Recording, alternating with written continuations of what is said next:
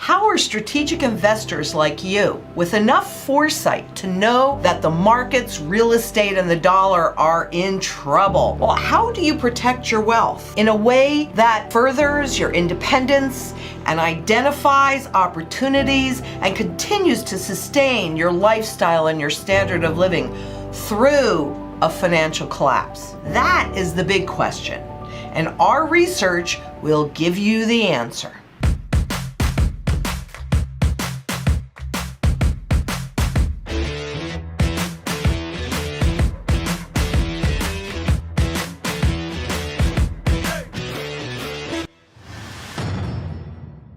Today we're going to answer some frequently asked questions about homes and mortgages, and I'm also going to show you some opportunities that present with real estate. So we've taken the 5 most frequently asked questions, which are, should I pay off my mortgage now or wait until after the reset? Should I buy a house now or wait until after the reset? Should I sell my house now and rent and wait for real estate to crash and then buy? Also, what happens to my mortgage and to any home equity loans when the poopy hits the fan? And finally, are we better off making extra payments to reduce our mortgage now, or just stack gold and silver and pay that off later? So what all of those questions are really asking me, the big question, is how can I sustain my standard of living through the reset? I am going to show you the data, and then I'm going to tell you the choices that I've made regarding those questions for myself based on this data. So let's begin. First, I'm going to start, and I'm going to use Mexico in the mid-90s when they had their currency crisis, because there was really great data on how they got you to restructure your mortgage. Now remember, they officially did a devaluation in '94, but you can certainly see that these are delinquency rates on mortgages where they had already started to grow pretty substantially percentage-wise prior to that. So then in April, they created the UDI, which is an indexed, that's why in this country, we started talking about indexing gains. They created this unit of account, an inflation indexed unit, to restructure existing loans because they wanted to ensure lenders a rate of return greater than inflation. Because obviously we all know that what inflation really does is it eats away at your principal, even though nominally the numbers don't change, but the value certainly does. That also pushes interest rates higher at that same time to compensate for the erosion in principal.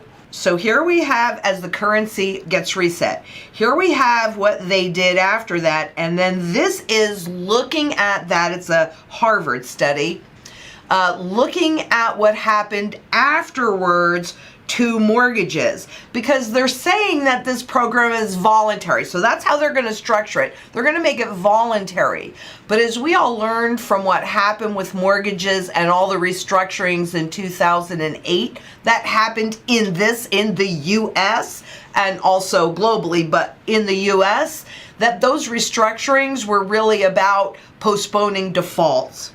So to summarize really what we're looking at the time of the restructuring, most borrowers were faced with signing new loan contracts for amounts significantly higher than their original loans. In fact, amounts greater than the value of their homes, because now they're indexed. Borrowers were reluctant to restructure because the payments changed on a monthly basis in nominal terms, because now this new unit of account, the UDI, was indexed to inflation. So who knew what their payments were going to be happening? Well, they knew they were going up, and so a lot of people continued to default. So what do you think that did to prices and also to real estate. Let's take a look. So there's your restructuring, people. Okay. Well, one thing that it did was it made interest rates spike. That means that any variable rate debt, and I know we're talking specific to real estate and mortgages, but any variable rate mortgages or variable rate home equity loans are going to be in jeopardy first, because they're going to reset more rapidly as interest rates rise. The fixed rate mortgages will reset, as we just saw. They certainly did reset them, but they couldn't do it instantly because they were under contract. So there was a little block of time that they had to pay that mortgage off before it restructured. And that's part of the strategy that we use here at ITM Trading. It's a repeatable pattern. So that's what happens to interest rates. Now, using Japan, because interestingly enough, I couldn't find any graphs on what happened to Mexican real estate during this period of time. I found data on it, but just not the graphs. However, it all looks the same. So let's look at what happened in Japan near that same period with their real estate bubble. And you can see that prices implode because there's a ton of inventory that comes on. So when you stop to think about all of the leverage that's out there in all of this real estate, if it's leveraged to the hilt and people do not have the tools to pay it off before it gets restructured, or if they do restructure it and then those payments start going up on a monthly basis, all that real estate's coming back on the market. And so, of course, you're going to see even the prices in nominal terms start to plummet, even as the currency is losing value.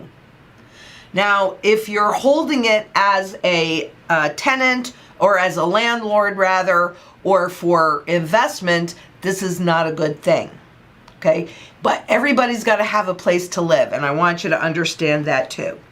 But let's go back to those questions for a minute, because the overall big question is, how can I sustain my standard of living during a currency reset? And in this particular case, we're talking about your home, your mortgages, because again, you have to have a place to create a last stand.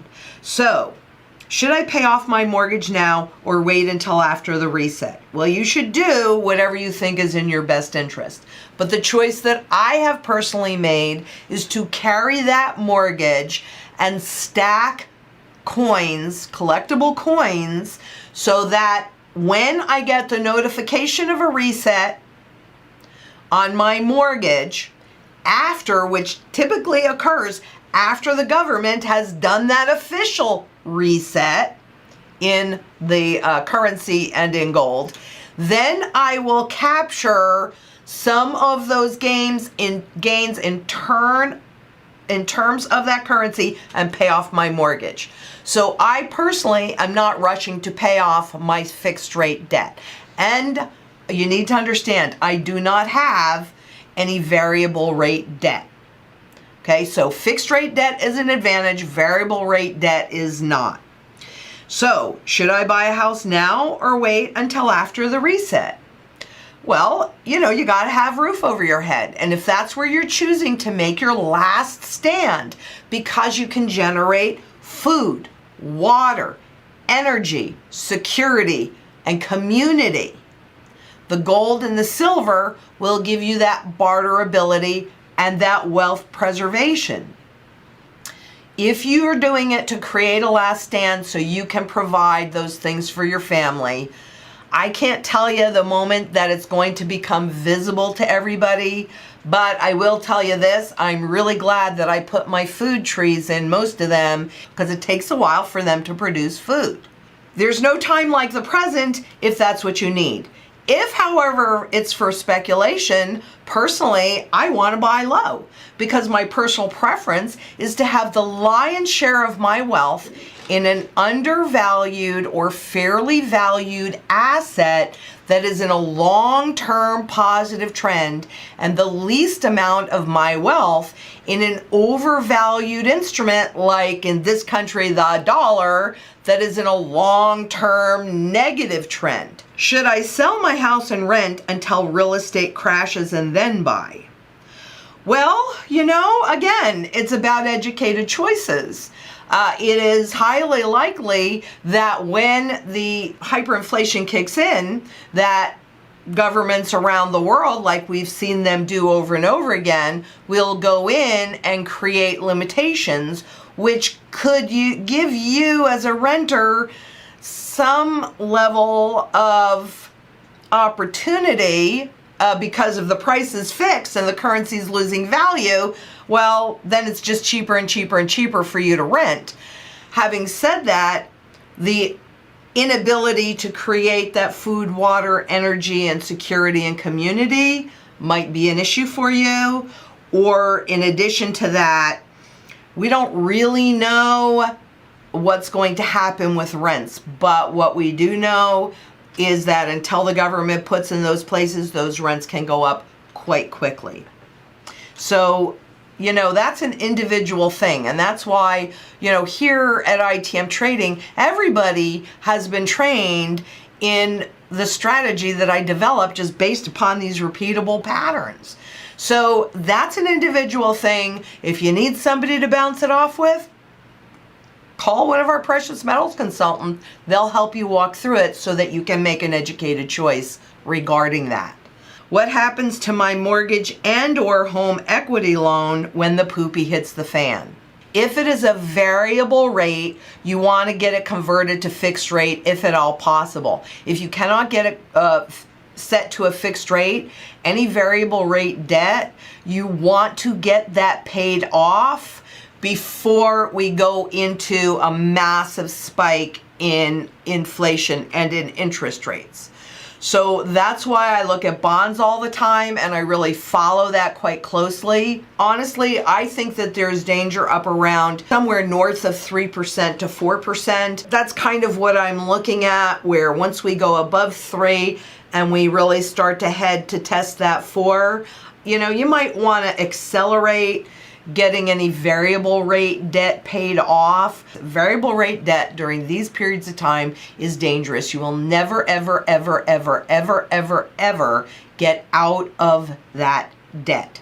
If, however, it's fixed rate, well, then we're going back to the strategy about buying low, selling high, and executing the rest of it. Are we better off making extra payments to reduce the term, or just stack gold and silver to pay it off that way? That is the choice that I've made, because I know that right now the dollars are overvalued. Central banks say we need inflation. They're taking the dollar down. So why use those overvalued dollars to pay off that real estate when you can do it with dollars that have zero value? I mean, now, yeah, we have less than 4 cents, but that's still more than zero. You have to see what really supports your goal. And so overall, the big answer is that by recognizing these patterns that always repeat, even though I can't guarantee what's going to happen tomorrow, I kind of feel like if something's happened 100% of the time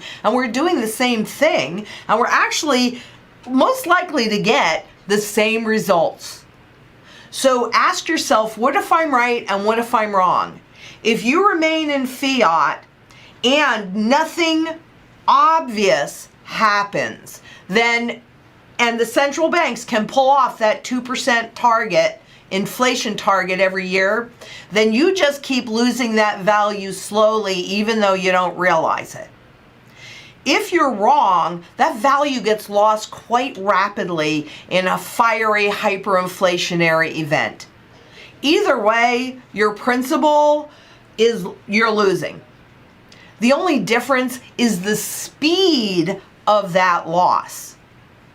So therefore, what you really want to do is define those goals in context of what is the most likely outcome, create that strategy, and execute that strategy as soon as we can. That plan needs to be very, very holistic. You need to be able to maintain that shelter, but you know, food, water, energy, security, community, barterability, wealth preservation, get it done. Look at where you're the most vulnerable. Give us a call. We're here. Our mission is to help you through this. And until next week, please, please be safe out there. And keep in mind that shields are made of metal, not promises or paper. Bye-bye.